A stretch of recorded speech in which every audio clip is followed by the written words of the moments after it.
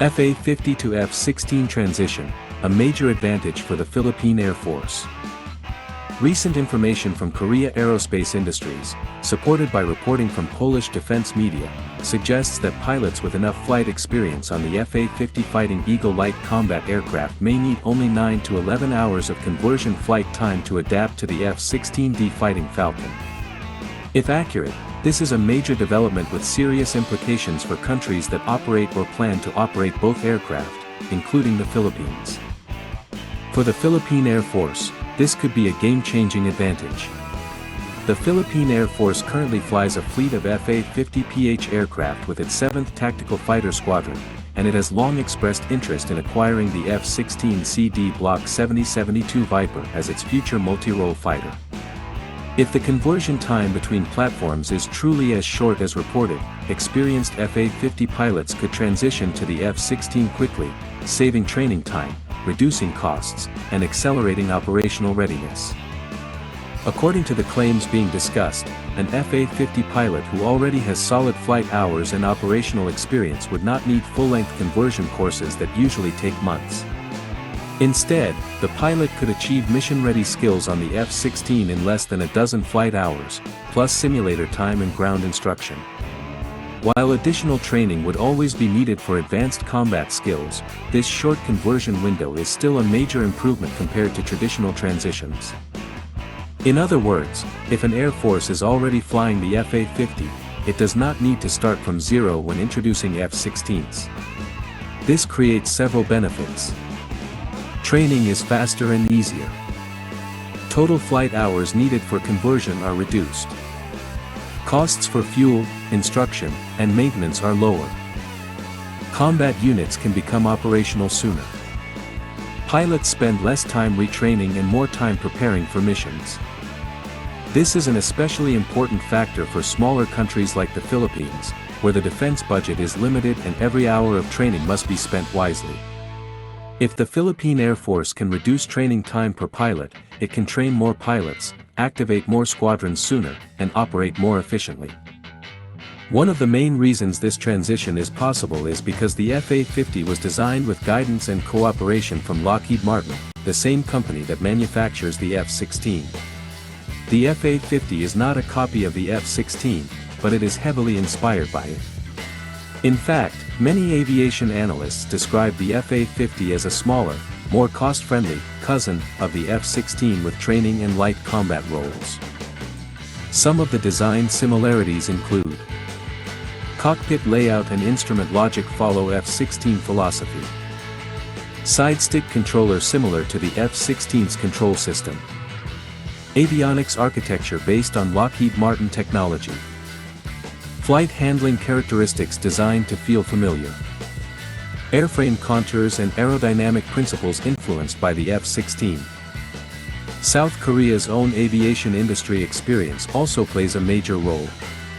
Before the FA-50 program began, South Korea assembled and produced KF-16CD aircraft under license for its Air Force. That experience gave Korea Aerospace Industries the knowledge and industrial base needed to create the T-50 trainer series and eventually the FA-50 light combat aircraft. Because of this history, the FA-50 is naturally closer in design to the F-16 than to other fighter jets in its class. For the Philippine Air Force, these similarities could be a major advantage. The 7th Tactical Fighter Squadron has been operating FA-50s for years, and the pilots have gained real experience in both peacetime patrols and live combat operations. This means the Philippine Air Force already has a pool of pilots with enough background to transition to a higher performance fighter like the F-16 with less difficulty. If the Philippines finalizes a purchase of the F-16 Block 7072 Viper, the result could be: faster squadron activation, less downtime for pilot retraining, lower training costs for the Department of National Defense, quicker integration into regional security operations, improved deterrence against foreign threats. For a country located in a strategic region like Southeast Asia, where airspace security and territorial defense are becoming increasingly important, time is a critical factor. The faster the Philippine Air Force can field a multi-role fighter squadron, the better its position will be. The Philippines has been considering several fighter options for its multi-role fighter acquisition project. Among the leading proposals are F-16 CD Block 70-72 Viper, United States. JAS-39 Gripen C/D or E/F, Sweden. Eurofighter Typhoon, a European consortium. Each aircraft has strengths and weaknesses. The Gripen is known for low operating costs. The Typhoon is known for high-end performance.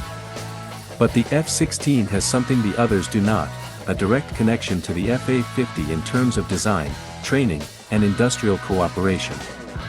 The shorter pilot transition time gives the F-16 a real advantage because it reduces the learning curve and brings pilots to combat readiness sooner. This advantage has reportedly become one of Lockheed Martin's main selling points when presenting the F-16 to the Philippine government. By choosing the F-16, the Philippines would not need to rebuild its training systems from scratch. The FA-50 becomes a natural stepping stone to the F-16, and later, possibly even to future aircraft. Another important question is whether the KF-21 Boramae, South Korea's next-generation fighter, will also benefit from this transition advantage. The KF-21 is a more advanced aircraft than both the FA-50 and F-16, and it is still under development with gradual integration of full combat capabilities. However, because it is being developed by the same company, Korea Aerospace Industries, and because it borrows design knowledge from earlier Korean fighter projects, it is expected to share some training and technological similarities. If the KF-21 proves to be easier for FA-50 pilots to adapt to, then the Philippines could eventually have a pathway from FA-50 to F-16 or KF-21 without major training disruption. This could give the Philippines long-term flexibility in choosing future aircraft and expanding its Air Force modernization program. A conversion time of 9 to 11 hours may sound like a simple detail, but for a country building its air power capability, it represents a major strategic advantage. Faster training means faster readiness. Faster readiness means stronger defense. And stronger defense means the Philippines can better protect its airspace, its exclusive economic zone, and its national interest. If the Philippine Air Force officially selects the F-16 Block 70-72 Viper, the transition from FA-50 operations may be smoother and more affordable than many expected. The Philippine Air Force could potentially activate a modern fighter squadron in less time, at a lower cost, and with fewer barriers to pilot development. For now, the decision remains in the hands of the Philippine government and the Department of National Defense. What is clear, however, is that the FA-50 has already given the country a head start, and that head start may shape the future of Philippine air power for many years to come.